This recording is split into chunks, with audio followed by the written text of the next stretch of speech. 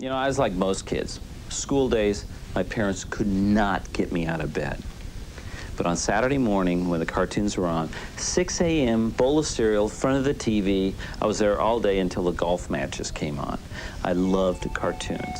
Academy Award-winning director John Lasseter realized early on the great potential of computer animation. Lasseter began his career as a traditional cell animator working at Disney Studios. From Disney, I went up and followed my interest in computer animation up to Lucasfilm, where they had, in the early 80s, the best computer animation research group in the entire world. In 1984, we did a short film, The Adventures of Andre and Walibi, where I designed the characters and did the story and created the animation. It's very interesting because when that premiered, I had a lot of questions afterwards. People saying, what kind of software did you use? What was it? I mean, it made those characters really move like that. And I was like, well, it's keyframe animation. It's pretty much what everybody else used. No. The characters were like really alive. You know, what software did you use? It dawned on me, really, after I did The Adventures of Andre and Walibi, that the computer animation, it was a science that was growing into an art form. And most of the people that were doing the imagery with computers were people who were creating the tools as well. And imagining a world where all the paintings were created by the chemists who mixed up the paint. These people really didn't have the understanding of the art of animation, the basic principles of animation.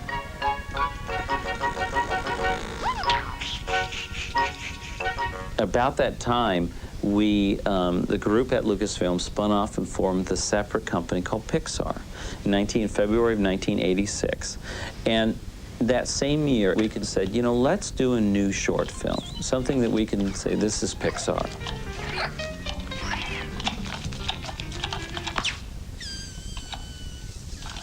So the simplicity required by the lack of computer power, Bill Reeves, my technical director partner, said, you can't have any background, John, so I just had it fade off into black. No camera moves.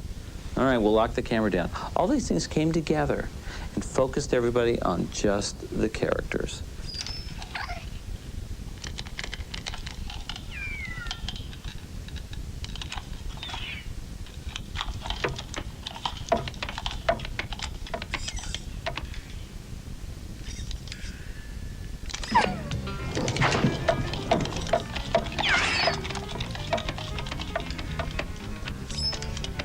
I understand that the computer was just a tool. It wasn't going to do anything for me. It's not computer-generated animation. It's animators using the computer to create the animation. After that, we had started developing ideas, Bill and I, on trying to do sort of dark, moody images with the computer. And so Bill had done these beautiful images like a city at night in the rain. And when I came in and saw it, it was so moody. And also I had this story that I was developing about an inept clown.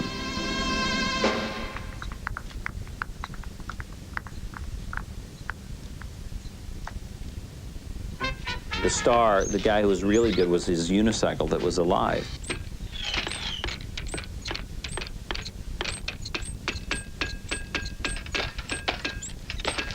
I saw this and immediately got the idea to take and use this to bookend this clown story. And out of the moodiness of the image, I decided, you know, what I want to do with this is to make a sad ending.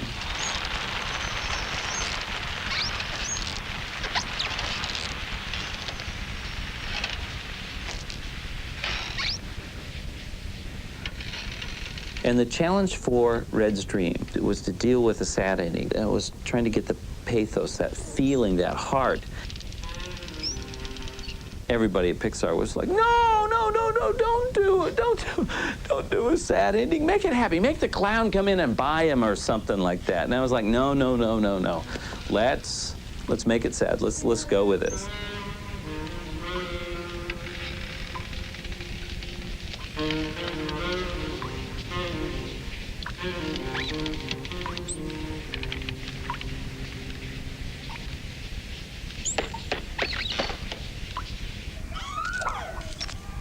The idea for Tin Toy really came from when Bill Reeves had his first daughter, and we really wanted to do a baby. And my sister had a baby boy, and she had taken some really great home video And that was where she sat down, she filmed her son, my nephew, for about a half an hour straight. She just surrounded him with his favorite toys and just filmed him.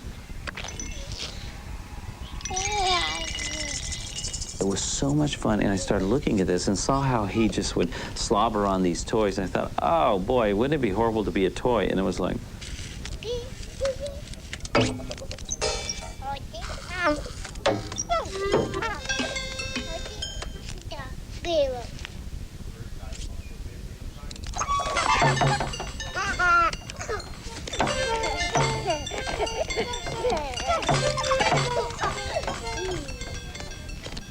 No one really had been able to do a human before, and it was a really big technical challenge. One of the challenges was to keep it sort of cartoony yet human, and we had the diaper on, but it looks more like a cast.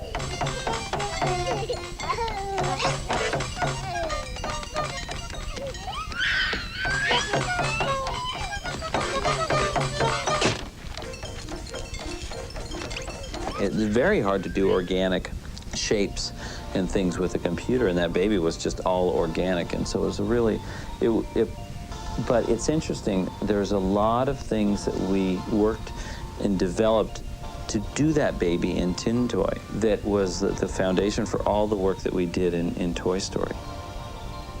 Tin Toy really was both artistically, because it was the longest film we had done. It was the first human we did, and it was using new modeling and animation software and rendering software. So it was a big challenge, but it was really exciting when it won the Oscar, because it was the very first computer animated short film ever to win an Academy Award.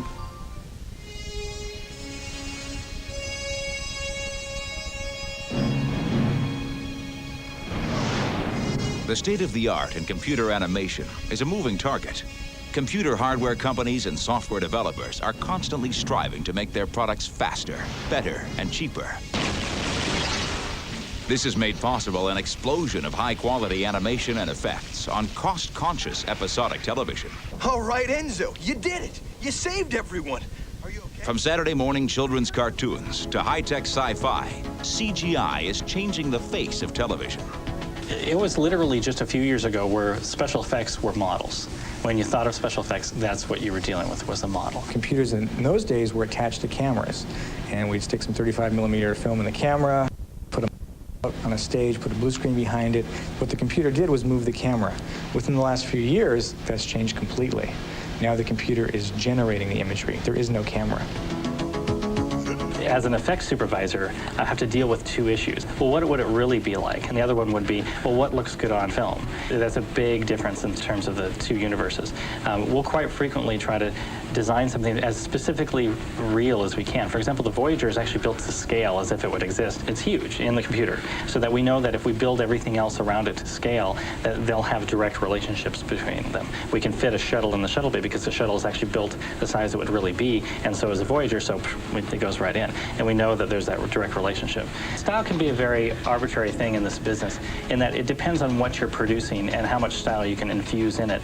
Tim McHugh, when he started Space, he said, you know, I really want to get a dark, kind of almost black and white feel going, so it feels really gritty. And I thought, well, that's a really dramatic approach. Well, when it comes to Voyager, they've been doing that for years, and they already have a way they want it to look. Our goal with that was trying to make sure we match those models that they have as exactly as we possibly could. And that's really the whole amount of style we were able to put in initially. Now, as we get going a little bit more further and they're starting to trust CGI, we're able to say, you know what? Rather than just have the ship float by like you usually do, because that's all motion control could do, why don't we have a tumble or have the camera come swooping underneath, things they weren't able to do before, so that's why they weren't in the show, but now we can sort of infuse our sense of style into those shows. There's a real nice collaboration in different companies using different software packages, different ways of working. They can do what they're best at, and they can provide, you know, we can provide the Voyager ship element, Santa Barbara can provide the backgrounds. There's a certain realism that you have to go for, and yet most of the imagery that you're generating is pure fantasy. That is one of the nice challenges, certainly with Star Trek, where I did the first 2 shots from the Voyager titles. Paramount gave us the freedom to design our own effects that we wanted to always do. They said, we like what you guys have done in the past, so we wanted something like the solar flare, and we like the Saturn rings you've done before, and we want to put the Voyager ship in there. filmmakers have been quick to exploit new techniques and tools. In the hands of animator Mark Wendell, particle animation systems, developed to model the behavior of natural processes, are used to create a stunning vision for a science fiction classic. One of the things that two of us came up with the idea for was to show the ship actually interacting with this environment, where it was leaving behind some kind of a turbulent wake. And so I went into Dynamation and I laid out this grid of particles, which were rendered as soft, puffy little bits of gas, and move the Voyager ship through that field. I'd put a repulsive field right at the head of the ship so that cleared the bow wave, and then off the side of the ship I would have vortex fields swirling these gases into the rear of the ship, and then another couple fields that acted like jets off the back of the engines, and those acting in concert generated these turbulent fields.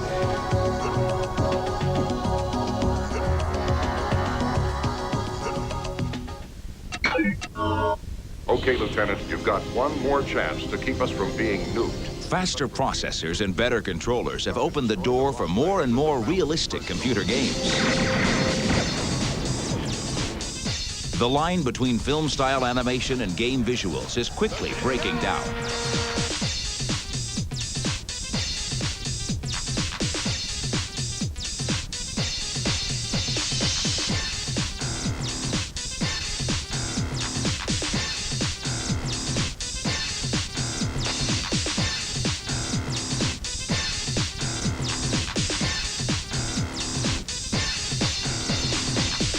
One form of computer graphics that's very unique to the computer game industry is the whole concept of real-time graphics, of real-time games, games that need to redraw themselves at run time.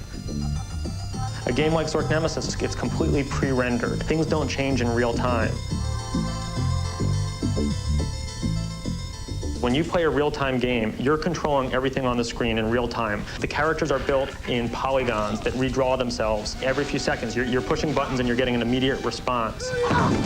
If you press jump, he should immediately jump. If there's a little bit of a lag, the player will claim it doesn't feel right. There's only a certain amount of RAM you can take up. There's not an infinite amount of RAM in the world.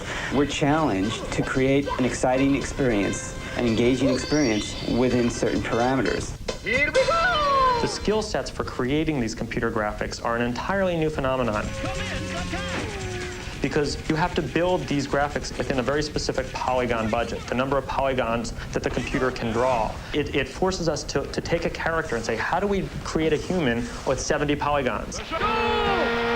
Artists who can create wonderful images in 4-bit or 8-bit constraints are worth their weight in gold, because often we have to work within those constraints. We're training people internally in designing characters and environments that you can build in low polygon environments for games that you play in real time. So that's a whole new form of computer graphics that have emerged unique to the gaming industry. We all need to shine on to see. First and foremost, graphics has taken off. It used to be that you could just start a video game up, a little creature would crawl across the screen, and that would start the game. Now, it seems the ante is a 1.5 to 2 minute, fully animated, almost feature film quality opening.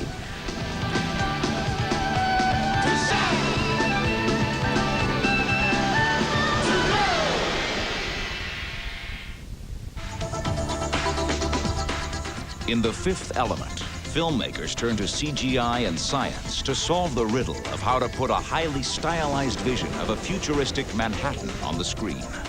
We had about 225 shots in Fifth Element, and every shot was a composite of some nature, so that we had some physical effects and some digital effects. In some of the shots, it was just plain too difficult to do in miniature. For instance, in the cab chase, 90% of the traffic in the movie is all digital.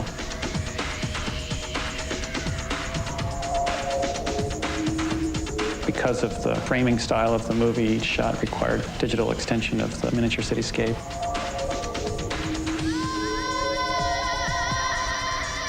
Some of our work was almost entirely digital, like the reconstruction of Lilu. The robotic arms, the body parts as they're being constructed were all digital. At that time, the Visible Human Database Project was making headlines. a convicted murderer donated his body to science and understood that the use of his body was going to create a database of the human body inside and out. After he was killed by lethal injection, his body was frozen into blocks of gelatin, which were then put onto a surface planer, and 1 millimeter at a time his body was photographed in plan view and then planed off a millimeter, and then the next one photographed all the way through his body, so that you have a very concise and registerable stack of section views through the human body. And it revolutionized the ability of science to see within the human body, see the organization of the organs and the skeleton. We introduced our director, Luc Besson, to that idea, and he took off on that right away and thought that if we had a machine that sort of doled out slices of a human that corresponded to the slices of data from the Visible Human Database Project, that'd be a really cool way to stack up a reconstructed body.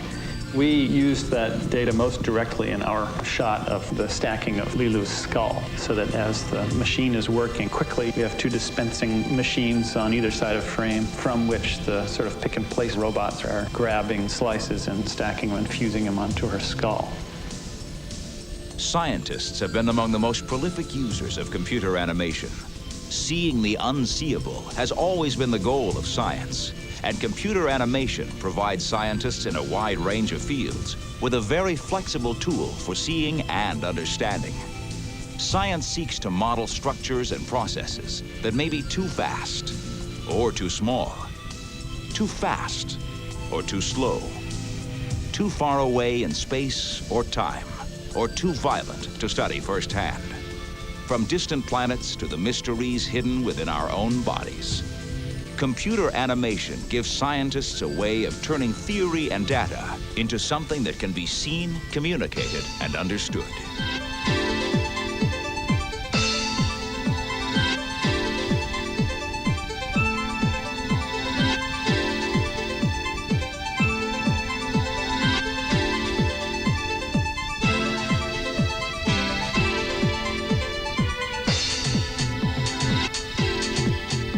In the past, in order to deal with data, scientists would create models, physical models they would hold in their hands, and they would learn about things by in fact, dealing with those models. But now, those three-dimensional models, or even more dimensional models, can be created in the computer and manipulated much more easily and much more versatilely by scientists.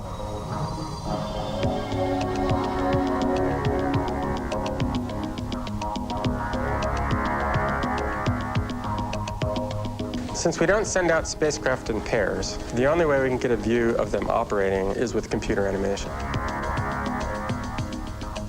We create computer animations and we try to have them done while the event is happening. That becomes the record of the event. And it gives us a virtual ability to be there with the spacecraft, seeing what it sees and experiencing, if you will, what we would experience were we able to go there with it. One of the animations that we typically do first as a mission is starting is the trajectory of the spacecraft as it's approaching its target. In this case, you see the trajectory of Galileo as it's approaching the Jovian system, and the yellow line represents Galileo's trajectory, and the other lines represent the moons of Jupiter, which have been exaggerated.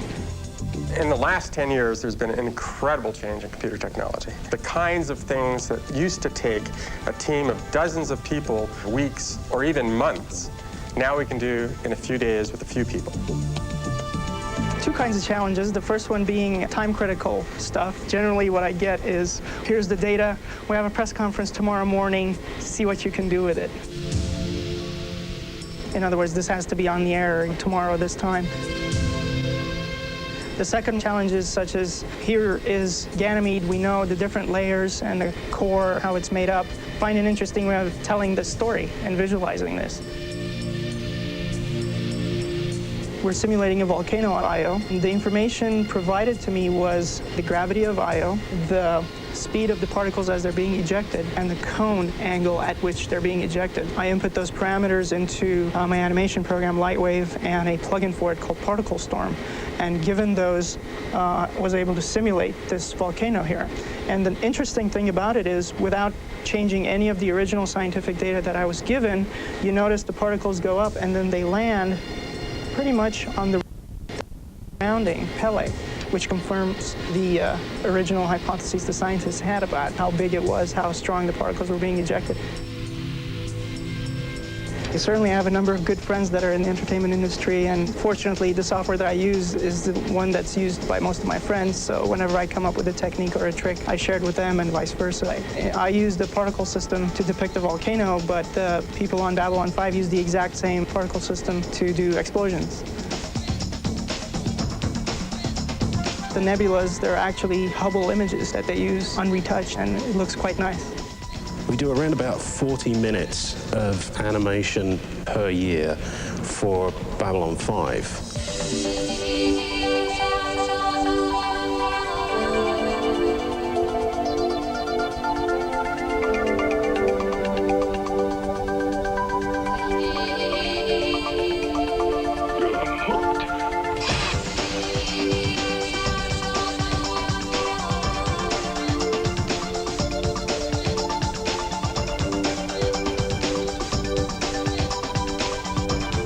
We treat camera work as if you were a cameraman.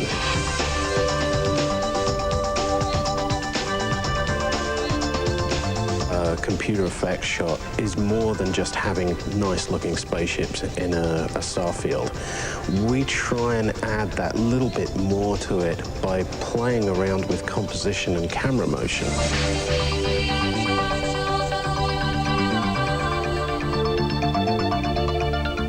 We don't have the same limitations as a motion control system, so we can fly the camera all around the place. There are no mounting rods on the models, so we can do whatever we want with it.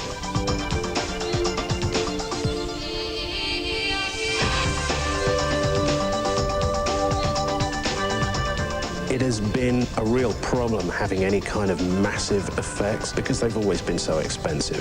So writers won't write them into movies. Now a writer can write just what he wants, and we can usually do it fairly inexpensively. And that, I think, is what's going to be the byproduct of all of this. We've done well over 1,000 shots for the first season and the pilot. It's been an amazing, literally, we're selling effects by the pound.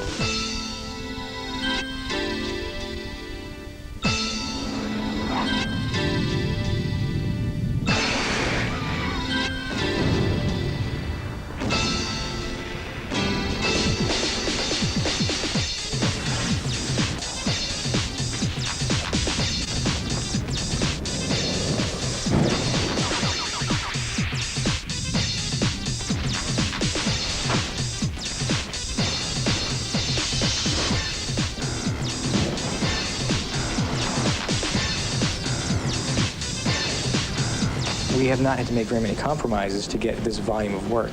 With the Star Wars era, in any shot where we want to create multiple elements, we've had to shoot each and every one of those independently, put them all together in some kind of optical printer system, judge your move, maybe go back and change the first move. It was a painstaking process. Now it's automatic. In the virtual world, we create a scenario, we can save it, and we can move around it. We can put our cameras anywhere. I can instantly cut from the good guy point of view to the bad guy point of view to God's point of view. There's no limits. I can't shoot off the edge of the set because there is no set. It's 360 degrees. If we stick an explosion to a scene, throw a couple lights in there, it lights up the side of the ship as it blows up. We cast the correct shadows. It's infinitely better. One of the reasons people think CGI looks phony is usually what's happened is someone has ignored some of the rules or never learned the rules of compositing, and that means not only does the color and contrast and balance have to match, but it also has to look like it was shot on film. Special effects wizard Glenn Campbell describes the creation of a scene for space above and beyond. The computer is always going to be incredibly clean. So what you need is something to dirty it up. You need the ability to add film grain. You need the ability to add blur. All the things, all the real world phenomenon that would occur, because ultimately what you're trying to do is sell an illusion. The Hammerhead is the SA-43 attack jet of choice of the good guys on our show Space Above and Beyond. And in this particular episode, we basically budgeted 6 shots originally. Spaceships are landing, they want close-up shots of spaceships landing, and 3 shots of planes on the ground getting nuked. I had this idea of a Hammerhead tumbling down a runway between a bunch of guys running, trying to get away from it. And the producer said, you know, there's not that much money in the kitty. We're going to have to shave off a few shots. So certain shots got chopped out. They said, look, it's the same budget. It doesn't cost you any more to have a bunch of people standing there while a spaceship lands than to have those same people turn and run and have the spaceship tumble behind them. Essentially, it's the same shot. And I described this shot to him, and he went, cool, let's do that one. So we had this empty plate of people running through the shot. Behind them, I needed to have the hammerhead tumble on the runway, but it also had to go behind all the junk that was set on the runway. So what I needed was something to protect this area of film. So what we had to do was make a mat. And a mat is simply something that allows you to protect an object so that something can go behind it. It's an artificial layer. So that's what this is. This is a little outline that I've traced and filled in of every shape that I want the plane to go behind. The hammerhead will be in front of those hills, but behind this junk. What I'm going to do in the computer is I'm going to create a sandwich of a CGI plane and flame elements.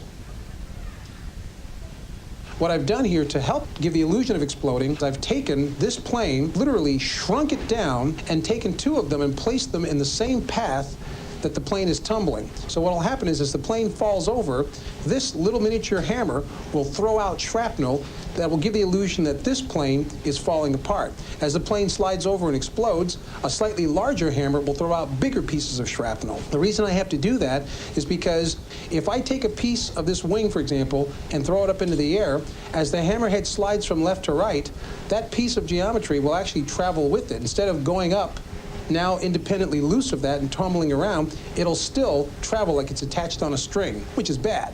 So I need separate shrapnel to give the illusion that parts of the plane have been flung off at different velocities, so that the illusion together would create the effect of non-ballistic motion from several different objects all at the same time. No shot exists in a vacuum. You have to worry about when you're designing a shot, what's the shot immediately preceding it, what's the shot that immediately follows it, because it all has to tie together. We knew there should be a lot of smoke billowing through here from the battle that's actually taking place off to the camera right. So we shot a separate smoke element and double exposed it and added it over the final composite to help, one, balance the shot together, because now the smoke goes over everything. It not only goes over the actors, it also goes over the plane, and also helps give the illusion they're all in the same room, living in the same environment.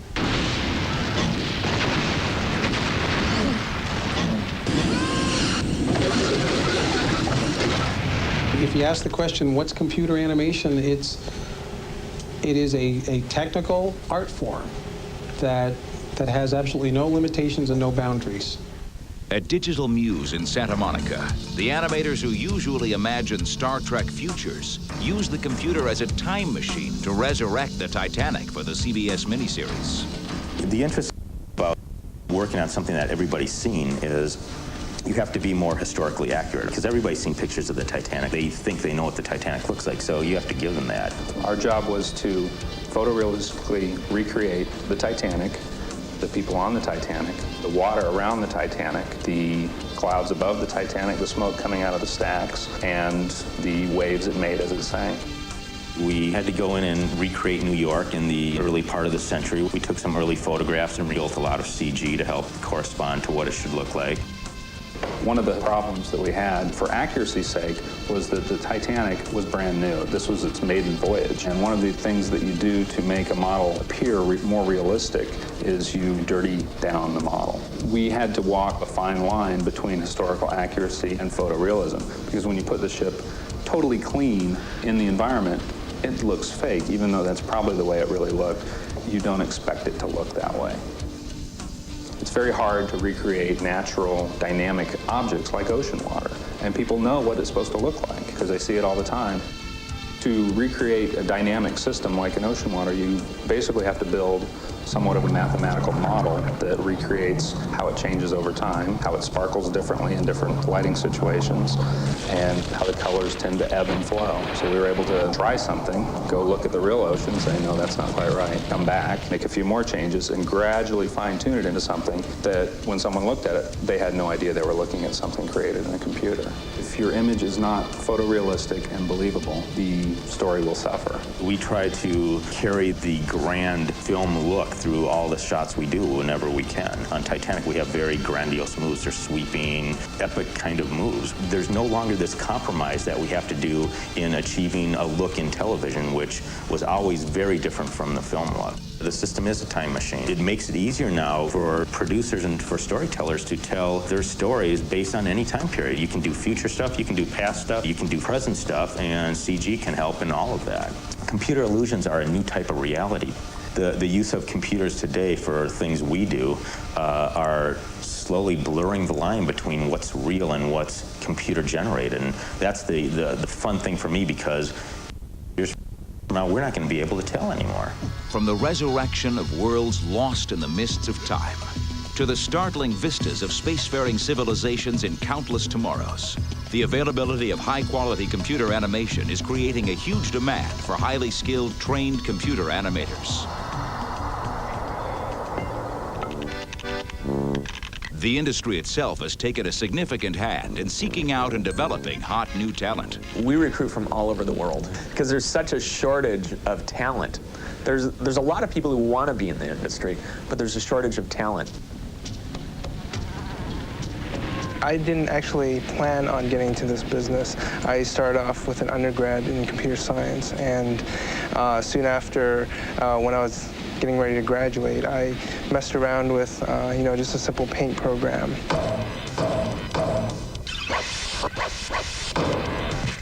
CG came to me 87, 88.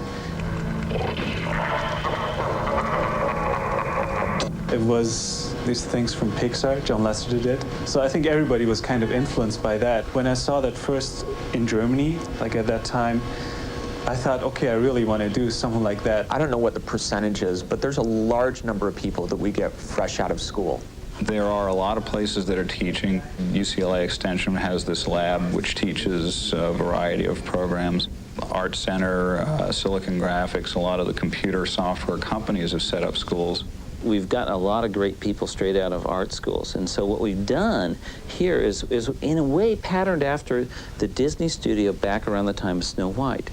He formed classes at Chouinard Art Institute with Don Graham. Well, we have formed Pixar University, and we continue to teach people how to use our system, but also fundamentals, and keep pushing them as animators. It's continuing education for all of us who are still working here, because one of the things to keep this art form growing is we can't stand still. We can't rest on the laurels. Up until the last couple of years, you really had to be a very computer-savvy individual first before you could start using the software. The equipment has matured, the software has matured, and it's becoming more and more possible for artists to come in and apply their skills without having to become technicians. The challenging thing, which I enjoy now, is to do pantomime animation. The one challenge with a design like this, because they don't really have any facial expressions, they don't have a mouth, they just have kind of these little eyeballs. You really use, the whole body movement to really tell what, the character is thinking. The tools that I recommend my students have above and beyond all else, and of course in addition to the computer, are a pencil, a sketchbook, and a full-length mirror. It is extremely important if you're going to bring a character to life, if it's going to have any believability, that in some way that you act the character out. That was my first animation. I had never really animated or learned or even looked at a book on animation. It was out of just, it just kind of came out naturally.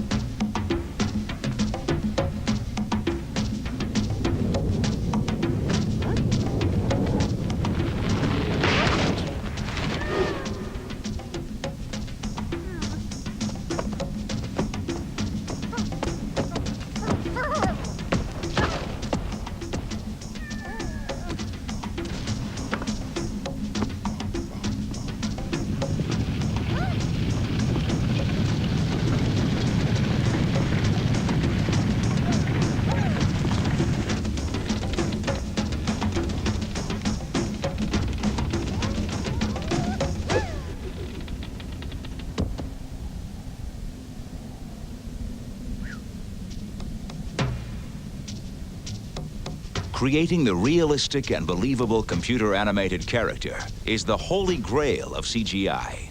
A spoiled, ungrateful child was given a great gift and destroyed it. Creating a computer character is very, very difficult. At George Lucas's Industrial Light and Magic, pioneering character animator Rob Coleman turned Sean Connery into a mythological beast, the title character in Dragonheart.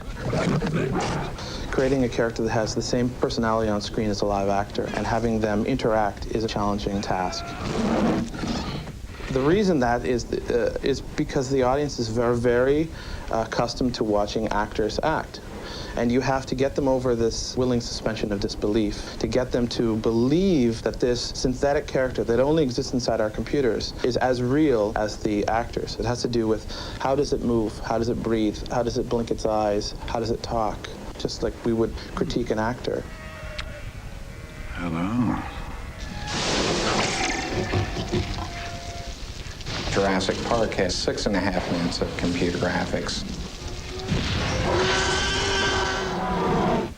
Dragonheart had 23 minutes of computer graphics, and a lot of it you're seeing side by side in broad daylight next to the actors for long takes because they're having dialogue back and forth. We dragons love to sing when we're happy. Well, you're not like a dragon at all. Well, how many dragons do you know? Sean Connery was recorded months before we got involved. So we had the whole soundtrack of Sean's performance, and that had been cut into the film. So we had a rough cut of the film with empty frames and the voiceover of Sean's dialogue. We dragons love to sing when we're happy. Well, you're not like a dragon at all. Well, how many dragons do you know? He has a very distinctive voice. The audience knows and recognizes that voice. So our next task was to look at old Bond films, look at Sean's old films, and take aspects of the on-screen personality and then have them as a valuable reference library. Well, how many dragons do you know? We never would have taken on Dragonheart 2 years ago, because the tools just weren't there. We basically developed new software to help with the facial animation and dealing with the lip sync types of issues. Oh, thank you. We dragons love to sing when we're happy. So we could take a lot of the skinning techniques that they developed in Jurassic Park and concentrate more on the animation. Because if you start to study Sean or any other actor or actress, there's very distinctive things they do with their face, and he does amazing things with his eyebrows and with his mouth. He'll pull back on some sounds, and he'll push out on other sounds, and the way that that mouth plays is very distinctive Sean Connery. You should never listen to minstrels' fancies. A dragon would never hurt a soul, unless they try to hurt him first. It's Sean's voice, and he provided the voice, but I got to provide the action of the character. So that's what gets me going. I mean, I get to work with, or my characters get to work with, some of the great actors in Hollywood. In a world where gifted artists turn superstars into mythical dragons, the creation of totally believable characters is far behind. At PDI, animators breathe life into a chillingly real vision of extraterrestrial menace. The Arrival was a fun project because it was the first time that we really were doing the star creature or character. And there's 3 different things that come into play there that really make that piece work. One is just the modeling and the building of the character. He's a really well-designed character. You know, there's interesting kind of heat flaps over his brain. The fact you can see through his neck, which says this isn't a guy in a rubber costume. And the fact that knees bend backwards also is kind of a clue it's not a normal guy. In that modeling is a whole bunch of just really fine kind of detail in the way the musculature moves. All the proper muscle groups that would be there on an alien like that are moving appropriately. One of our character TDs, Dick Walsh, built this incredible system where you start with a skeleton, layer muscles on top of it that work properly as the skeleton moves, and then you layer skin on top of that, which overlays where all the muscle mass is. So it's not a matter of just, gee, the shoulder moves, but all the muscles that are associated with that move properly. The second step was putting that model in the hands of great animators who can do that double take, who can really make it look like a character who's performing rather than being performed. There's several challenges that we wanted to conquer in this. There's facial animation as well as body animation. The difference in facial animation between a squint and a smile is so subtle that in computer animation, I don't think it's ever really been done well. The third step is the lighting. But the lighting group is more than just putting the lights in the scene. They start with the textures on the body and the amount of work they put into getting those textures to be seamless across all the joints. We started adding some blue, splotchy kind of quality to the shoulders and to the top of the head flaps. And anywhere where the alien might have had a little bit of a suntan, we put some blue splotchiness, and it really broke up the surface and made it look much more organic and more real. And then the final part is integrating it in, another part that the lighting team does, putting that character in the scene, making sure that the shadows are right, and that you have a density to the atmosphere. Things wash out through the atmosphere as they go farther away, that when bright spotlights shine down on them, the atmosphere plays differently in those bright spotlights than it does in the dark and the shadows. And then, yeah, motion blur and adding in film grain, because you're putting it over live action, so we render our characters and we add the right amount of film grain on them before we put them in, and all those little tricks work to really seam it in there. So it was, you know, an amazing group of disciplines that came together to really make that work right. At Sony Pictures ImageWorks, Scott Anderson creates an unprecedented epic vision of all-out space warfare for Paul Verhoeven's Starship Troopers. There's a very nice balance between all the digital aspects and the traditional aspects of film production.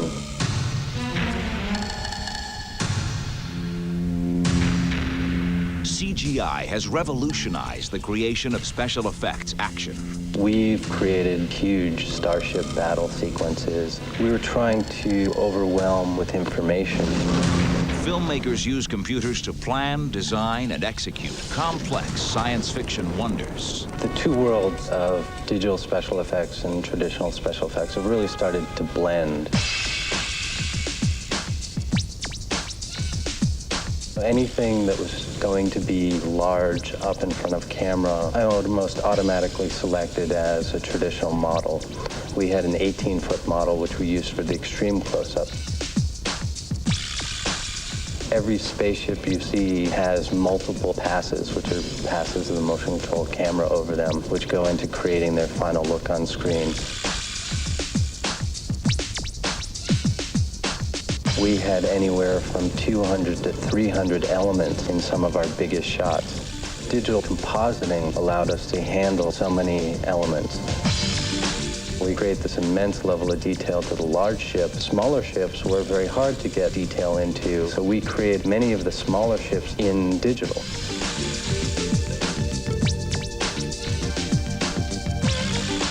Digital pre-production, using the computer to help us design shots, allowed us to design intricate movements and build a complexity of a sequence. We didn't think about one shot, and we thought about the whole sequence. Every ship that burns creates light on ships around it, and every explosion has an effect on the environment. Paul Verhoeven, the director, set out to make essentially a science fiction war film and wanted the feeling of great naval battles. Paul wanted them to move through space rather like a tanker at sea moves. Although we're in a weightless environment, it looks heavy and real. Didn't want that sort of Star Trek look where it goes and disappears off rapidly or banks rapidly. They move quite ponderously through space. For the smaller ships, we actually went for the other approach. We used the paradigm of airplanes. It became our anchor. It becomes the visual anchor that the audience attaches to.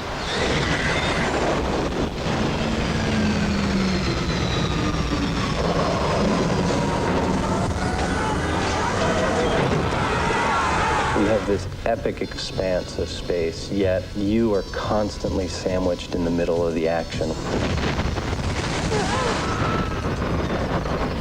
I call it epic claustrophobia.